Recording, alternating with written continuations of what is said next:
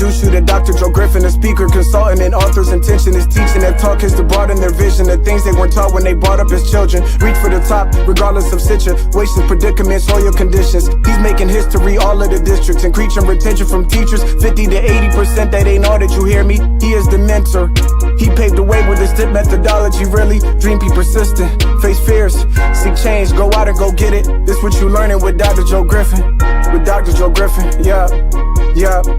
He says recognize trauma, push past the pain. If you got a problem, go look at his frame. Work your perspective and look at it change. Find a goal, set it in critical thing. Manage time, self-awareness.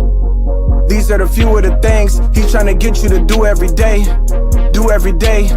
Led 5 schools to increase test scores with his teacher principal collaboration. Things he gives to you will have you take you drive to the next level. But first, you need to get some fuel at gas station. Supporting education leaders, creating a culture for kids that'll last for ages. Lack of access to quality professional development, that's outrageous. Got his doctorate in education. Leadership, research, make changes. Need to put the kids first and raise them. Need to teach them they worth, stop playing. Later on, they gon' run this nation. Dr. Joe with his dissertation taught to those who would fix, make changes. I introduce you to Dr. Joe Griffin, a speaker, consultant, and author's intentions. The teaching and talk is to broaden their vision, the things they weren't taught when they brought up as children. Reach for the top, regardless of situations, predicaments, or your conditions. He's making history all of the districts, increasing retention from teachers, 50 to 80%. They ain't all that you hear me. He is the mentor.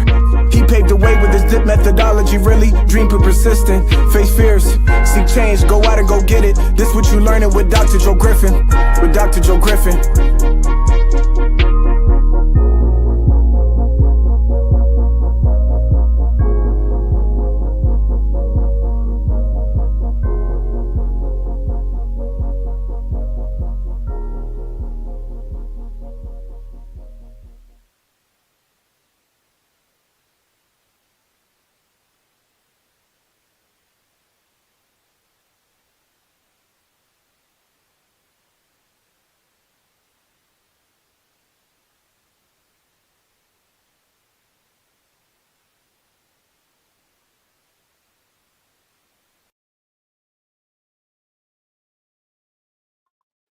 Great day, leaders. Great day. Welcome to the Speaking Life into You Leadership live stream.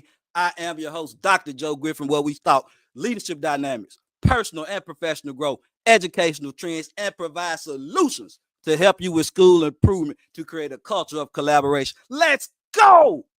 It is indeed another great week. Week 15, y'all. Week 15, tell me time doesn't fly. Tell me that dreams can't come true. Tell me you can't do whatever it is that you decide you want to do. It's a mindset, you all. Just remember that. So it's going to be a great night, you all. We got Veterans Day coming up tomorrow. We definitely want to shout out all the veterans. Thank you for your service. Thank you for your service. All you do, all you have done, and all that you continue to do for this great United States of America. Got a special guest today, you all. I'm going to get to it here in a moment. I do want to talk to you real quick. You know, I like to give you some real world advice and tips every single week. And I just want to talk real quick from a stance of don't be counted out. Don't be counted out. No matter what. No matter what your job is, no matter what you're pursuing, whatever it is that you're doing in life, if you're educating kids or if you're in some other field, whatever it is, don't be counted out. And there's some ways that you can ensure that you aren't counted out. Just know that every setback is a setup. Every setback is a setup, you all. You're going to go through things that sometimes you don't understand while it's happening. And you won't understand while it's happening. But know that it's okay and that you're going to persevere. You're going to have resilience through it all. And that just happens to be our topic as well. You're going to become strong through those circumstances. The stronger you are, the tougher you are, the better you're going to be when you get through those difficult circumstances. So just know that you can't allow yourself to be counted out. Also, surround yourself with team members that are going to lift you up, not tear you down. I see we got guests in tonight, you all. I definitely want you to sign in. Let me know where you're streaming in from. Where are you streaming in from? But don't be counted out, no matter what it is, you all. And it just so happens tonight we are going to be talking resilience with brother Ronald Jackson. I'm going to give a brief description here in a moment. Let's see what we got some comments coming in from. Where y'all streaming in from? It's going to be a good one today.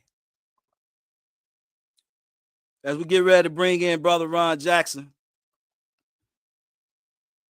happy to have him. He's an organizational leader, educational administrator, often over 10 years as an assistant principal, dean of students, elementary, middle, and high schools across the nation. Honed in competence and development, implementation, and execution of performance-enhancing programs for students and adults.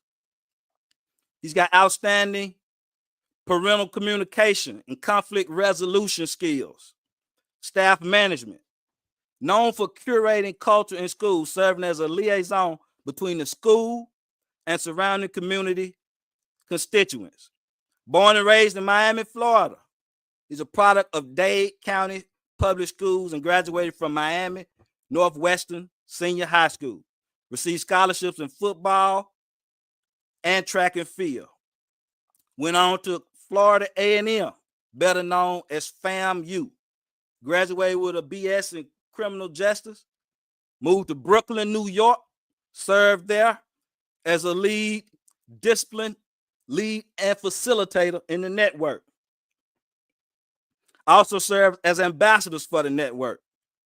Graduated the first and second graduating classes in 2019 through 2021 with a 90% graduation rate. Currently works in Oakland, California at Lodestar Middle School. About to receive a master's degree in social emotional learning, SEL, which is a crucial area right now. Also an entrepreneur. So I bring out now Mr. Vibed Up himself, brother Ronald Jackson. Good afternoon. What's going on, man? How you feeling, man? I heard you say Mr. Vibed Up, so you know I had to turn the vibe all the way up, man. What's good with you? Appreciate it. Appreciate it. Good to have you, bro. Ron, how you doing tonight? I'm good, man. I'm good. I went to church earlier, so I got that word in me, and I'm ready. What's good? Okay. Good deal. I just see A. Hodge coming in from Miami, Florida. Thank you, A. Hodge. Lady Crystal Reddick, streaming from Providence, Rhode Island. Let's go. Yes, indeed. Cool. Bro, Ron, I like to start with affirmations, and I definitely would like for you to participate with me. Then we'll get started with our topic tonight, healthy relationships and building resilience, something that's crucial for us, especially as Black men. We something that we have to know about, because a lot of times we don't even know that resilience is a real thing. So we definitely want to give our viewers that tonight. But we want to start with our affirmations. And tonight we want to choose 3 of them. I am a leader. I am a leader. That's what I'm talking about. Appreciate it. Put it in the chat. Say it to yourself. Do what you need to do, because you got to affirm your leadership, leaders. All educators are leaders and all students are capable. It's the motto that drives us. I prioritize my well-being as an educator. Ooh, I prioritize my well-being as an educator. Yes, sir. I like that one. Okay. And I understand my impact on the future. Yeah.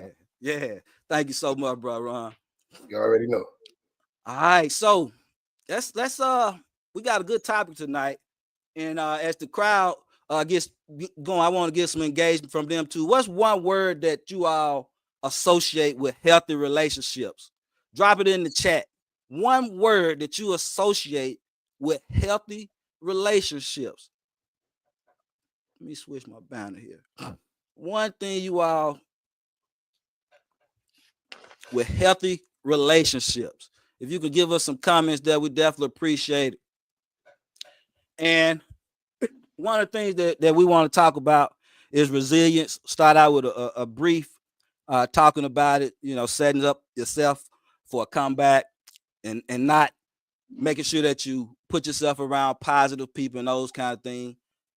and I reference resiliency as a skill, as a mindset, as a necessity for anyone aiming to defeat the odds. Yeah. So, Brother Jackson, you spend your whole life, a lot of your life, inspiring resilience in others, because I know you. So how do you define resilience in the context of education, and why is it essential for both students and teachers? Resilience, man. Listen, that word itself is so powerful, man. I think, like you said, resilience is it's a tool, right? It's something that you can grow over time. I think my life is a testament to what resilience means to me. I think in the realm of education, I would say resilience means to push through, to, I would say, face adversity, right? To keep going, to embody a growth mindset, like you said. The importance it is to students and staff. I would say, man, you know, when you're resilient and you're inside of an educational organism, it's important to push through obstacles. You're going to have educational obstacles. You're going to have personal obstacles on a day-to-day basis. And we have to learn how to be resilient in order to push through those to get the job done. And not only get the job done, I think to persevere and keep going and look forward to the next, you know, obstacle that's going to come. And that's where the growth mindset come in at. So, yeah, that's how I would describe it. Oh, yeah. Oh, yeah. I love your mentioning of the growth mindset, which Yeah. is so essential. And I was talking with one of my friends, I think a couple of days ago. That's something that we've got to encourage our youth with at earlier stages. You know, Yeah. that to know that you are supposed to go through obstacles. You're gonna go through things that you might think aren't fair, that are painful, that bring you to the point of almost breaking. Absolutely. But that's where the journey begins, and that's where resilience kicks in and lets you know that, nah, you got to keep going. You can't break down. You got to keep moving. You got to stay focused. You got to want it and persevere. That word also is real powerful. What are some ways that you see leaders can successfully build resilience in students and teachers? And if you know any specific strategies that resonate the most? I would say for students and teachers, you can do things like implement mentorship programs in the school. I think just by doing that alone, when you get students to a safe space where they feel comfortable, not to just, you know, share within their peers, but share to the adult as they're watching them, right? When you build that communication, I see communication right there in the chat. That is a strong piece of not just, you know, relationship, but resilience and everything. You got to know how to communicate. So once you get these young minds, these brilliant minds to communicate in a safe space, you are already implementing resilience in them, right? You learn how to problem solve. Right. A lot of things come up. I know for me personally, if I didn't have a safe space, you know, whether it was in school or outside of school, I wouldn't have felt comfortable trying to face the obstacles that come about every day. And like you said, we have to focus this in earlier in life, because now, you know, these kids with technology and everything, man, they growing up a little bit faster. You know, personally, I would say they probably lack a little bit of, you know, SEL, social emotional growth. But as far as what they're able to access and what they're able to like get into these days with the social media and all that, man, we gotta get them early. You know what I'm saying? They gotta have support groups as early as kindergarten, TK, and talk to them. They understand what you're saying. You know what I mean? And so, yeah, that's a big way right there. I would say mentorship groups works a lot. I would say building a sense of community within the school. I believe pride is the number one thing a school environment should embody. If you don't have no pride of where you go every day, or where you sit down, or where you learn, I mean, what are you doing now? How you gonna stand up for it? I went to Miami Northwestern High School. You know what I mean? And in Miami, Florida, that's number one. To us, that's number one in the world. But it is ranked number one in the nation. You feel what I'm saying? But that pride, right? That pride that was embedded in me, right? Just to be a bull. That's our mascots. We the Bulls. You feel what I'm saying? That pride was embedded in me early on. So I was excited. I was excited to get to high school. I was excited to walk the hallways and see, you know, what everybody in my community was talking about. What is all this hype? I wanted to play football. I needed to play football. You know what I mean? And so building that sense of community helped me as a youngin', you know, see what I can expect and how to obtain overcome certain obstacles and obtain certain goals that I have personally set in my mind. And I think once you start doing that, you're on the right road. Yeah. I like how you highlighted that SEL piece there, because it's essential. We don't get that part of our lives attended to enough. We don't get it nurtured enough. Yeah. As far as not only the pain and the resilience piece, but also the piece of extending ourselves out, networking, investing in ourselves, and aspiring and wanting for more. I think all of that goes together, because if you don't have that resilience factor, that automatically takes away from you being able to do those things. Right. So thank you for that. And from your experience, how does creating or cultivating a culture of resilience shift the school environment, especially when you're talking about students who may face challenges? And it kind of goes back to the SEL as well. When kids deal with challenges. So how does it cultivate inside of a school culture? Yeah. Man, so the way I would answer this is by saying, when you embody resilience within the culture of the school, you are already teaching everybody who comes through the front doors what it means to face obstacles and overcome them. I think a lot of the times, thinking about elementary school students, eyes are bright, you know what I mean? Not really knowing what to expect. You're thinking about little kindergartners, man. They have a hard time sitting still. I have a hard time sitting still. I'm a grown man. So you know what I mean? To come in and say, okay, I'm gonna need you to sit still for a couple of hours to get this education, right?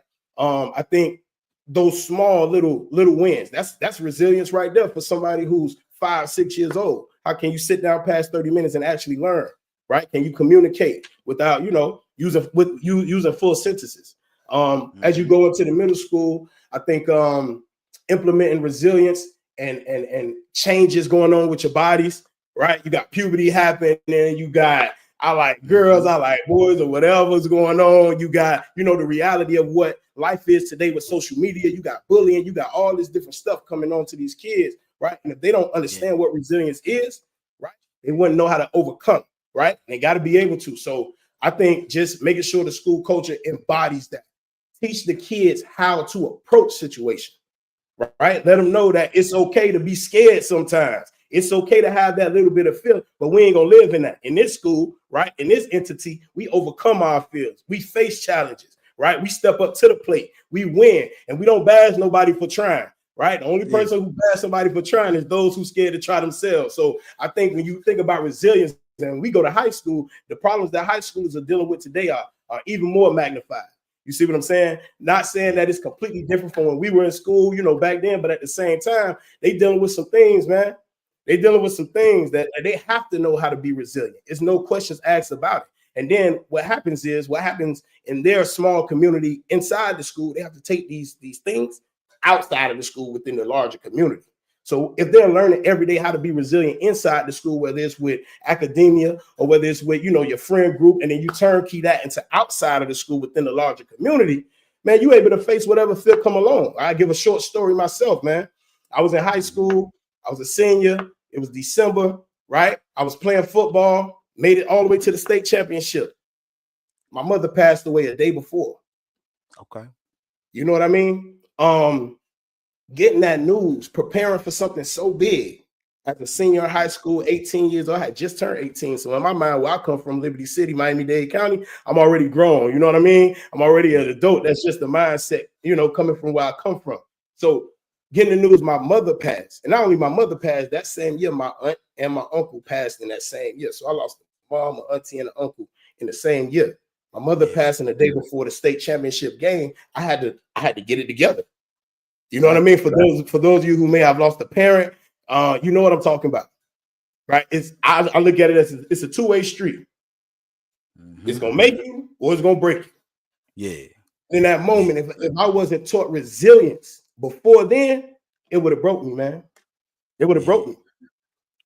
Had a lot riding on this, man. It's football, it's Florida, it's a big thing. I was pretty good coming out of high school, scholarships. Listen, I still played in the game because for me, I had to sit back and realize what God, I'm spiritual. So, God plays a major role in everything that I do. So I sat back and prayed, and I heard the voice say, go ahead and do what you're supposed to do and keep going. Right? We're going to face obstacles. We're going to come against barriers, but it's about how you overcome those and how you keep going. I could have been gave up a long time ago. You know what I'm saying? And for those, let me just give this disclosure. I ain't the typical educator. I ain't gonna be, super professional all the time. I do know how to code switch, and we'll hit on that in a minute. But when I talk about certain things, they got to come out a certain way. You feel me? And resilience is one of the things that, for me, that's a very powerful word and a very strong attribute into any human being. So just that story alone, and to keep going and go to college and graduate, I have more obstacles to come about through that. You know what I mean? But having a major issue happening and showing resilience through that, man, I would say resilience is the number one tool everybody needs in life. Because guess what? Things don't happen. Yeah. I love that. I love that. Thank you for that in-depth answer. And I'm gonna touch back on that here in a second. I want to get the crowd in right here. In your experience, crowd, what's your biggest barrier to building resilience? And we're talking about in schools or in life, because it all translates. I always translate real life to everything we do in the schools. What are some of the biggest barriers to building resilience? Lack of support, stress, resources. What is it? Peer pressure. What are some of the biggest barriers? I want to hear from you all right here. I'll give you some wait time. I heard you say that stress, man. That's big right there, man. Okay. Resiliency. What are some of the barriers? Bro, Ron just discussed some. I just threw a few out. We have so many things that happen to us that don't, or that could break us or make us, as Brother Ron said. And we got to have that resilience piece factor. What are some of your barriers? Yes, indeed. Okay. Well, we're gonna keep the conversation moving, and we're gonna talk a little bit more about some key concepts to bridging those gaps between Black males and self-growth. This is a huge one for me personally, because I've been on this self-development journey, and we grow up, we're taught to believe in ourselves, work hard, do what you're supposed to do, stay out of trouble, this, that, and the other. But I think it's missing that self-development piece to a degree, that not only should you believe in yourself, but there's a place where you come to where you know that you're in control of those things that happen in your life, and you can keep moving forward through those things. So bridging that gap between Black males and that journey to self-growth, what are some of the significant obstacles that Black males encounter on their path to self-growth? And what are some ways that you think we can, as leaders, effectively support? Okay. Man, so it's crazy you asked me about this. I'm actually finishing up an action research project about Black males in education and the supports that are necessary for them to thrive. So I would say some obstacles that I personally know is implicit and explicit biases, right? I think being a Black male within education, I already understand that, we represent the smallest demographic, coming in at 1.3 or less percent of the whole educational field in the US. That's what Black men represent, 1.3 or less, man. And to already come in at a deficit, you add on the extra of implicit biases, explicit biases from coworkers, leaders, right? Or organizations. You add in things such as limited access, right? So I feel like Black men, may not have a lot of access to role models in that position. I know for me, I did experience a few Black educators growing up and going through my educational career, but when it came time to be a professional within the educational realm, it was very spotty. You know what I mean? Then I started to realize, wait, education is in black and white. It's a female-dominated organization. You know what I mean? Also, you don't see too many Black men, and when you do see Black men, they almost exit out as soon as they enter in. And so the question is, why? And the other question is, how? How do we sustain them? right? When you do get a black man in, a black man who's able to, you know, do the work, who's able to learn and actually want to grow, how do we sustain them? What is happening between them between us entering into education and exiting out in a fast manner? And so we have to figure out that in between. And so we deal with that. We deal with a lack of support system, right? Not having enough. Black men don't talk. Yeah. I'm gonna just say it like that. Black men don't talk. We don't. This is what it is. See, oftentimes we enter into an educational field with that superhero complex where we're coming in as, I got hired as a teacher, but by default, I became a father figure. I became an uncle figure. I became a coach. I became that positive black male role model. Even if I didn't ask, it happens.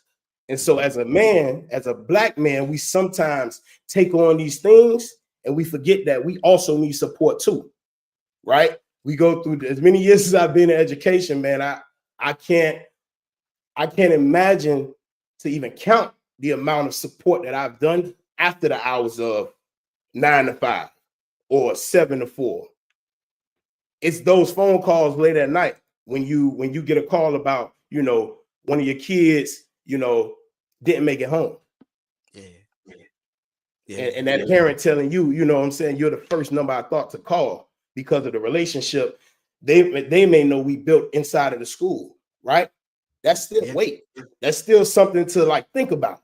And we hold that a lot. Black men, we hold that a lot. And then we don't have the support to say, you know what, I actually need a break. We don't talk enough. We need counseling. You know what I mean? I think a lot of us in our experience of how we just grew up, our stories, our why are we in education, right? How do we get to this point in our life? It's important for entities to know this about us so they can understand, hey, he may not sound politically correct, right? He may not have the most uptight approach, right? He may not dress up in a shirt and tie every day, but it ain't about what's the appearance. It's about what's in here and what's in here.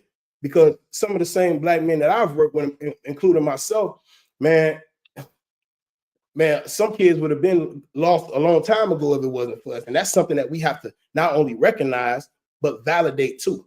Black men need validation, right? These are the things that I've just seen just within my own experience that can help black men sustain and be resilient, you know, when them obstacles come about, right? A lot of people draw conclusions over me just because of my appearance. You know, just because how I sound. I say, you feel me when I talk. That's because I want to know, do you feel me? You vibed up. I'm vibed up at all times. You know what I'm saying? You feel me? Like, yeah. You know, to these organizations, and I guarantee I could sit down and run it with the best of them, right? No matter the color, no matter the size, no matter the ethnicity. It's just about giving people the opportunity. A lot of black men don't have the opportunity, right, to share. We don't have the space, the safe space to share. And this ain't no knock on nobody else. But I'm specifically talking, you asked me about black men, and I just so happen to be one. You know what I mean? So this is my experience, you know what I mean? And experience from just doing my project, from what I'm hearing from men across the nation. You know, we need support, and we often don't know. This is the biggest one right here. We don't know how to ask for it. Yeah. We know we need something. We know we're missing something, but we don't know how to say it. We often go back into, man, I'm doing this for the kids, man. Man, I gotta be here for this group of kids who looking up to me, man. Them black boys who looking up to me, I gotta be there for them. But at the same time, something going on with you on the inside. You need help. You need support. You got to know how to communicate that. So we got to wash each other's hands. You see what I'm saying? And how can we support that as leaders? We can cultivate some of them spaces, create a safe space.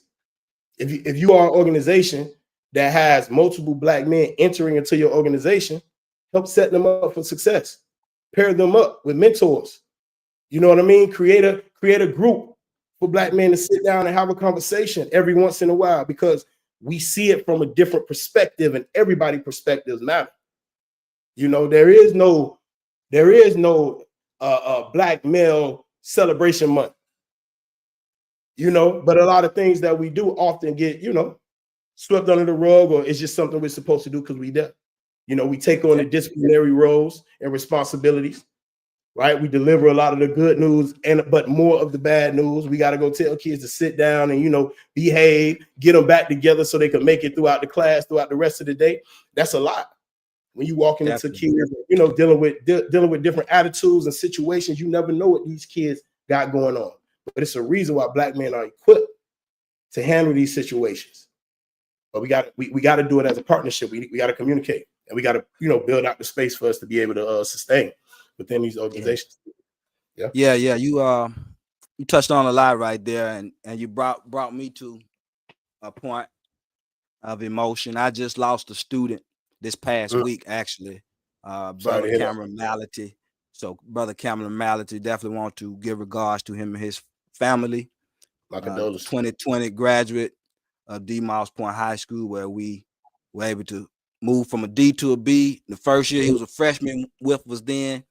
We kept it for 4 years thereafter, all the way through his senior year. And Moss Point has gone on to become an A school now. So we set them up for a sustainable success. That was one of the turnarounds that I was able to spearhead. So I definitely want to provide those condolences to him. And to touch on more of what you said, you talked about the Black man experiences being valued and appreciated. I can definitely attest to that and speak to that. We've got to be heard. I've been in situations where I'm telling the people I can do so much more. I could do so much more to help, or this or that. And so many times we aren't heard. I can go back to college even, speaking in classes, and some of those English classes, because I was an English major, where I was sometimes, or most of the time, the only Black male, and many times the only Black in those classes. And you say things and they act like they don't hear you. Or I've been in meetings, even since I've been in California, in meetings where I say stuff and then it come back around. Someone else says they act like the Black male hadn't already spoken on it or something like that. So like it's the first time they heard it. Like it's the first time it's heard and you've already brought it up or what have you. But all that is okay, because we're resilient. We're resilient. We have to learn that those things been happening for a long time, but we can't allow that to stop us. We cannot be counted out. To go back to the opening topic, don't be counted out. Don't be counted out. That's right. What do healthy relationships? How does that factor in? And I heard you mention a couple of things as far as mentorship groups and just having open communication. But what role do healthy relationships play to support that growth? And how can educators foster those relationships to build confidence and resilience in students and teachers? The role healthy relationships could play is, like I said before, providing not just the space, but those soft touch points of like understanding, right? We want to be able to communicate, but we want to communicate with some form of understanding. And I think that's a big portion of it, because if we don't have understanding, we don't have anything. If you can't understand my perspective, where I'm coming from, then do you really understand what I'm even saying? And if we don't prioritize those moments, if we don't prioritize the time to gain understanding, not, from Black men, but from all teachers, we all hold different perspectives. We all have different relationships, right? We're talking about, healthy relationships. There are moments when, I'm pulled into a situation where I may not have seen this student all day, right? But because of the relationship, because of the time that I set aside to build with this student, I'm tagged in to say, hey, they tripping, they need some support. Or that student has the autonomy to say, listen, man, I want to talk to Mr. Jackson. You know what I'm saying? To advocate for themselves. And it's about setting aside the time just to do that. If you don't have, I'm a firm believer, I'm a culture guy. So I'm a firm believer of relationship being the foundational tool to get to the academia, right? I don't believe if you can't have a relationship that you're going to be able to sustain imputing knowledge into a student, right? Especially when you're talking about that K-12 setting. You know what I mean? Where a lot of these students are still trying to cultivate what it even means to be right, a human being. They're trying to figure out life. And so all a lot of these kids have to bank on is relationships. And then to turnkey that into, adults, we have to have positive and healthy relationships too, because they're looking at us. And this is a lesson not just in the school, but it's in the homes too. You know what I'm saying? Parents, you wouldn't understand how many stories educators hear about inside of your home. Right. And 9 times out of 10, the impact of that from, it's on these kids, and they bring it to the school. They may act out. They may say something or they may just be asking for somebody to help them. They may be lacking some form of attention where we're like, okay, let me talk to you. What actually happened, man? Listen, I woke up this morning. I ain't eat like I had to babysit. So the first person in my way at school, I got to say something to them because I got a lot on my chest. Then you start unpacking, certain things when you build healthy relationships. And it's different between having a relationship and a healthy relationship, right? It doesn't mean that just because you have a healthy relationship, you're not going to get into disagreements. It doesn't mean that you're not going to get into slight arguments, right? Actually, I believe that that's what it takes to build a healthy relationship. We got to disagree in order to agree. You see what I'm saying? And so when that begins to happen from adults to adults and adults to kids, we see that, and it lives in a space. We build upon each other. You know what I'm saying? So, yeah, man. I mean, we got to have it. Relationships matter. Yeah. Yeah. It's powerful. It's powerful that you mentioned our differences there. Our differences are what make us unique. And once we learn how to balance them, we make the team stronger. Exactly. I'm gonna say that again. Once we learn how to balance our differences, we make the team stronger, because our differences, they're what set us apart. But if we can understand how each other came about those perspectives, or how we're able to, how that process in one of our minds, we're able to better understand each other. And that's what we do with the Global DNA Leadership Assessment. It provides that type of data where you immediately accelerate the collaboration to the point that each other's strengths and struggles, whether you're relationships or results oriented. Neither one is bad, but it helps me to know if I'm relationships oriented, that I sometimes need to focus in on the results. And if I'm results oriented, I also need to make sure I focus on the relationship, because there's an even balance there. So I like the fact that you mentioned that in your discussion about the healthy relationship. And just to recap for our audience right here, I want to make sure they get these solutions that we've given them for these strategies for self-growth. Talked about mentorship programs that you mentioned, open lines of communication, open conversations for safe spaces or with safe spaces, encouraging self-reflection, because the more that we reflect on those things that bother us or that even motivate us, the more we reflect on those good things and those bad things, the better we're able to respond. And also goal setting.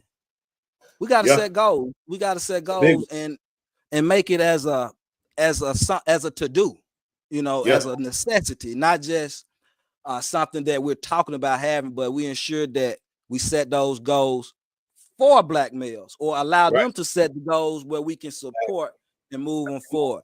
Crowd, let me get you engaged. How have you encouraged self-growth? And we're talking about whether it's a Black male or not here, because if you encourage self-growth for anyone, I'm sure that the Black male could also use that advice. How have you encouraged self-growth? Just think about that. Yeah. How have you encouraged self-growth? And to continue with our conversation, Brother Jackson, we know that relationships, they're transformative. We can really change mindsets, change attitudes when we do that. And what happens within students when they feel valued? What do you feel like happens within a student's mindset when they feel valued? Man, listen, there's no better feeling than when you see a child that get it.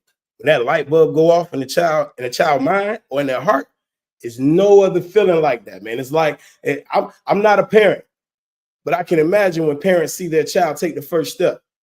You know what I mean? I can imagine when a parent hear their child say dad, or mama, or whatever it may be for the first time.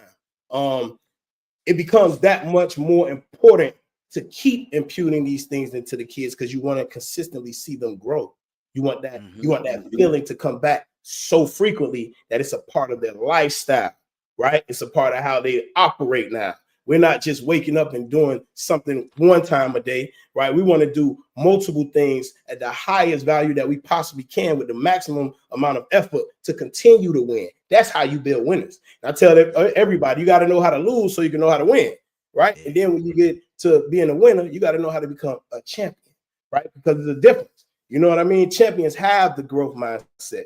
Champions embody a certain, we almost want to fail. I want the obstacle to show you, to prove to myself and to everybody else that I'm going to overcome this and still be good, right? And some people look at people like LeBron James, you know what I'm saying, who has this longevity, this career path that's just like unbelievable. How is he still jumping like this? How is he still dunking on people? How is he still youthful looking? And it's because this man don't shy back from obstacles. He challenges himself each and every day. And so by doing that for these students, man, that feeling alone is just like enough motivation for me to keep going, to keep doing it every day, and for me to get better. Right? I'm coming into the educational workforce every day, seeing like, okay, I know it's going to be something. I don't know what it is, but I want to be ready for whatever. That's just my mindset. I want to know how to do everything. I'm gonna have my expertise, but I want to know how to do everything. So when my name is called, I'm ready to go. I don't need no prep. I'm one of them people like, man, put me in, coach. I'm ready right now. I've been prepping all this time back here. It's time to go. Now it's the game. We can't talk about it. We can't go. You know what I mean? And so, man, like you said, just being able to have that space to cultivate that feeling is very much it has to be living and well within our organizations. So yeah. Did I answer your question? You definitely did. You made me pull out Dream Season motivational poems for Dream Season, man. Get your copy right now. Dream Season. Walk, talk, think, and act like a champion, even when you're not the champion, until you become the champion. Walk with the gait that says, I believe, with that pep in my step, especially when I prep. I know that I can succeed. Talk through a visionary lens and with a winning dialect that gives and gets respect. I know that we can stack wins. Think with the optimistic mind flow. I always say I can and I will, for it gives me thrills to know that my thoughts have survived the inferno. Act like number one, like you're the best, because hard work really can take you there. If only you sacrifice and be disciplined if you dare. I'm sure you come out with more versus less. Being a champion and champion the moment is the mentality we all need. Being this world may mean that I follow sometimes, and there may be many times I lead. Either way, on this day and every day, I will walk like a champion. I will talk like a champion. I will think like a champion, and I will act like a champion. I will walk, talk, think, and act like a champion, even when I'm not the champion, until I become the champion. Okay. You invited that, Mr. Ron. Okay, that's it, man. That's it right there. All right, now I'm about to go. Who got a helmet? Well, I'm ready right now. Put me in the game, man. That's it, right? I don't need too much, man. Don't do that to me. Don't do that to me. I don't need too much. I'm ready right now. Whatever it is, man. That's what's up. I appreciate those words, man. I already got my copy, man. So I read that. You feel me? So we gotta speak life into one another, man, to ourselves and into one another. That's what this is all about. Providing value for people so that we can manifest. So that we can get our thoughts together and manifest the future. Because we are stronger, smarter, and braver than you could ever imagine. When you find it out that it's for real in your heart and in your soul and your mind, it's not just you speaking on it and you living it and walking it and you in your purpose. Oh man, it hits different, as they say. And I want to highlight one more thing, G. Go ahead. Talking about those relationships, man. Everybody needs somebody.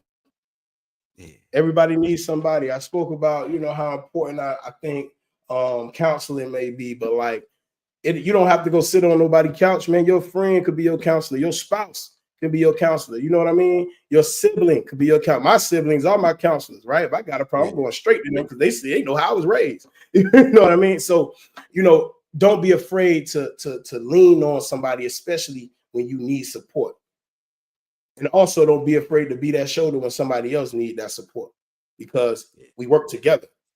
We work together. We can't do what we do without our counterparts, right? So I'm gonna uplift Black women. You know what I mean? Because who would Black men be without them, right? Yeah. And I think we both have jobs to do. We both have growth areas. We both have struggles. We you know what I mean? We both have to get the job done at the end of the day, right? It's not about whose struggle is worse than the next person. No, we got to help each other. You know what I mean? I help you, you help me. It is what it is, because we're trying to prepare the future. That's a hard job. You don't even know what the future gonna be, and you're trying to prepare. You know what I'm saying? So we're dealing with some hard stuff, man. Some ever-changing stuff, man. One, you got to be spiritually grounded, right? Some type of grounding, and lean on your support systems, man. Don't be afraid to do that. Everybody got them. All successful leaders of the free world have a support system or have that group that they're able to lean on. So I just wanted to put that out there too. Definitely. Thank you so much. In the chat, think of a healthy relationship that impacted your life. What quality made it meaningful? Share it in the chat, you all. What's a healthy relationship in your life, and how did it impact your life? This is powerful, because if we're able to note the healthy relationships, we can seek out more positive and healthy relationships of that nature. But if you don't take the time to reflect and think about what those positive relationships look like, sometimes you can keep things blurred. Right. So again, we want to illustrate what we're working on here. We always talking about collaboration weekly. I'm your collaboration specialist, and this is what we want to do: bring value and help our educators and our leaders of all kinds, because we're all leaders, be the best we can be. So now that we've discussed the impact of resilience and relationships, let's provide some actionable tips for educators that'll help foster resilience, self-growth, both in themselves as well as in their students. I know one that I thought about, of course, I told you reflections, but also celebrating milestones, recognizing those moments of resilience, such as persevering through a challenge, to help reinforce growth. That's exactly. What are some others, Ron?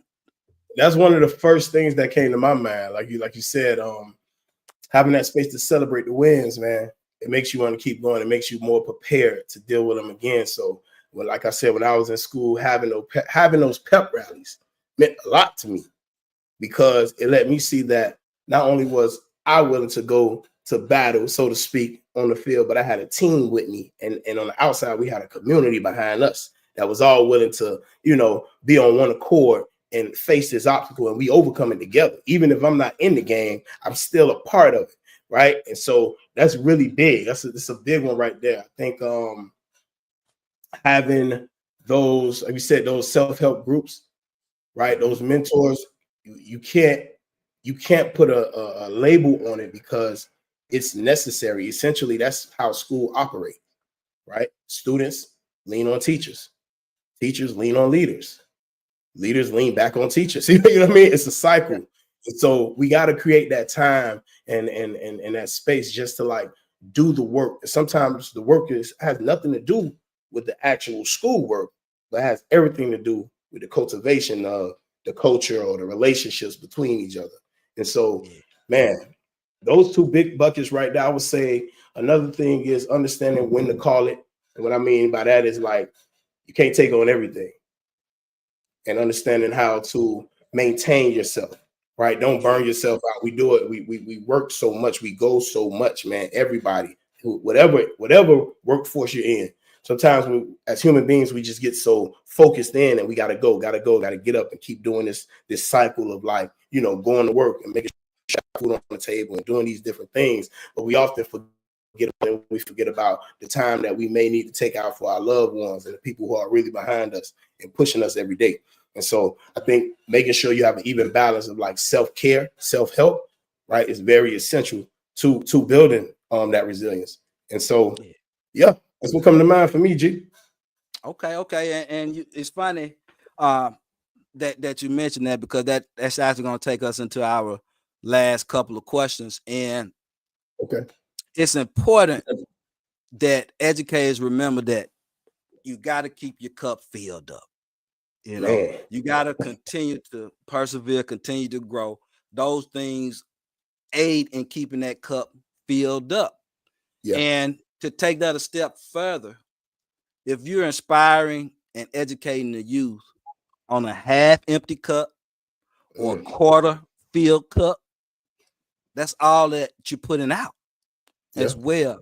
So it's important to note that you're always keeping your cup filled. You're always trying to self-develop. You're always trying to be better, because we're pushing that out to students. And as leaders, we also have to illustrate that we're trying to improve as well for our teachers, so that teachers can then go the extra mile. It bumps down from the leaders to the teachers to the students. It's a consistent effort. Yeah.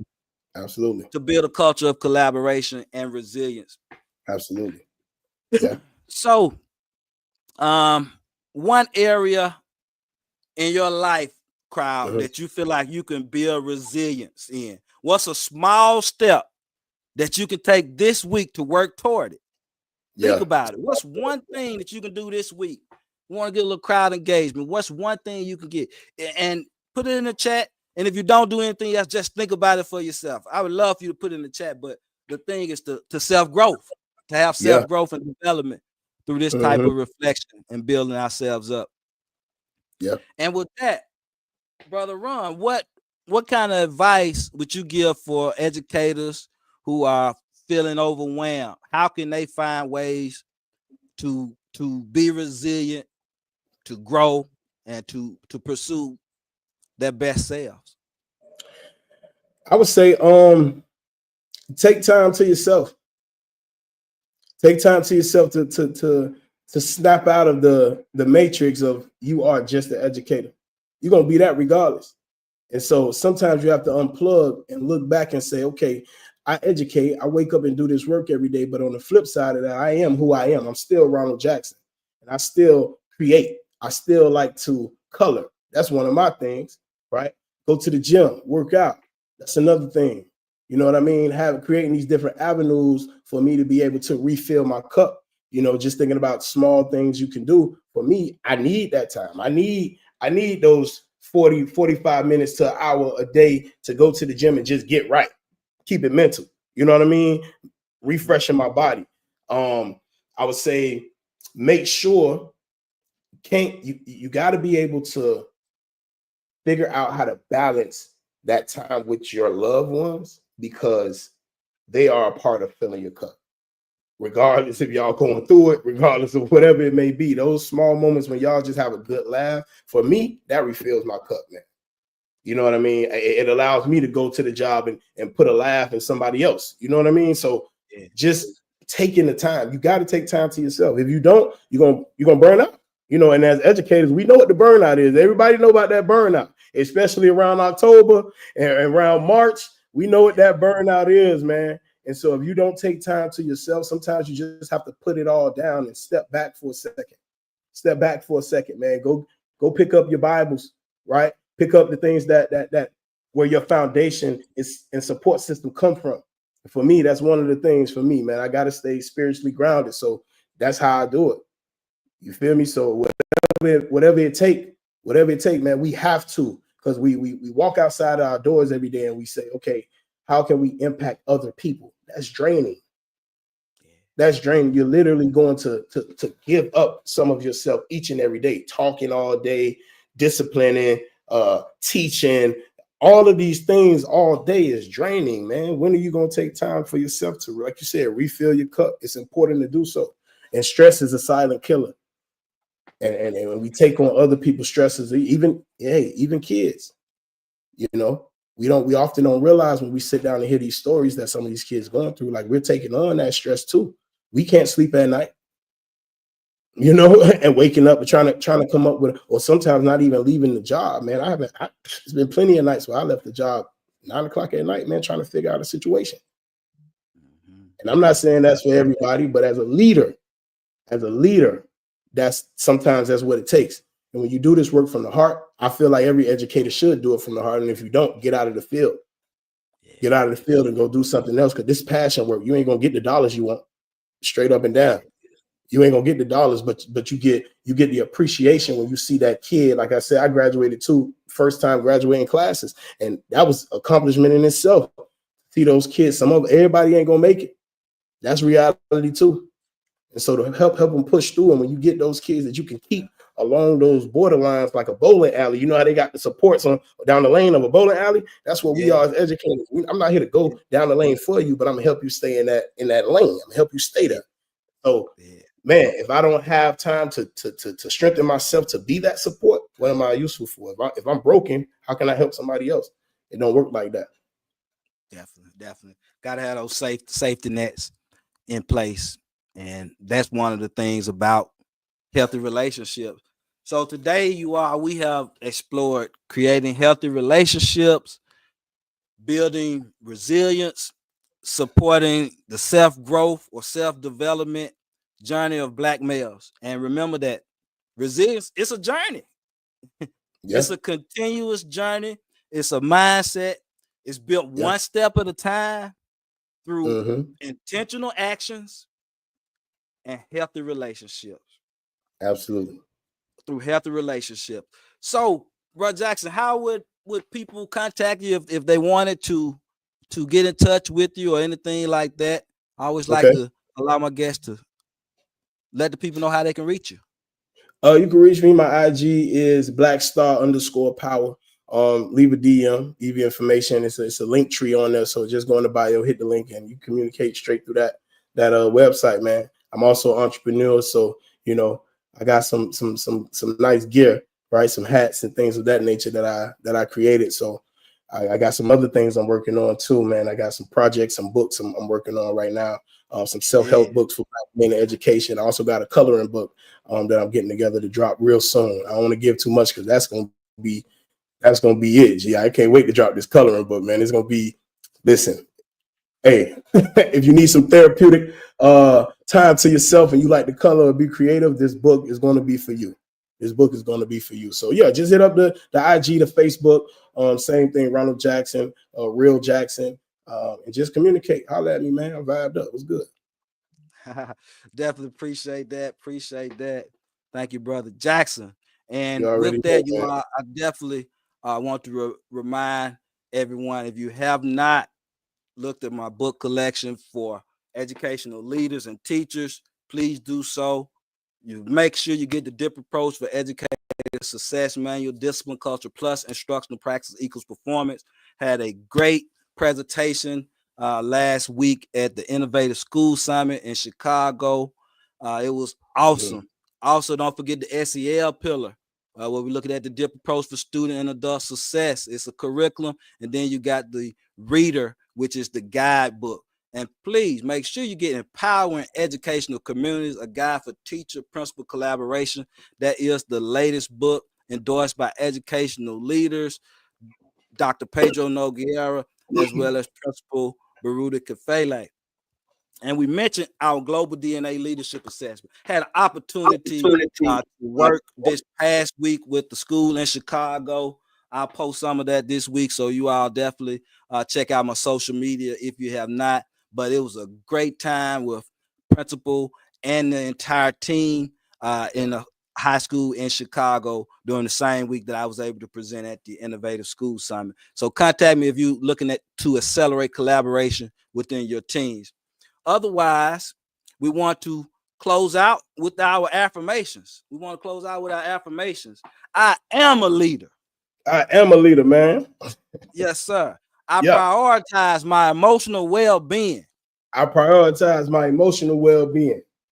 And I understand my impact on the future. Gee, I want to thank you for having me, man. I appreciate it. Man, thank you for coming on, Brother Ron. You already know. To everyone, always inspire as well as be inspired. Motivate, educate, and create. You all have the best weekend, best week. We'll see you next time. Thank you.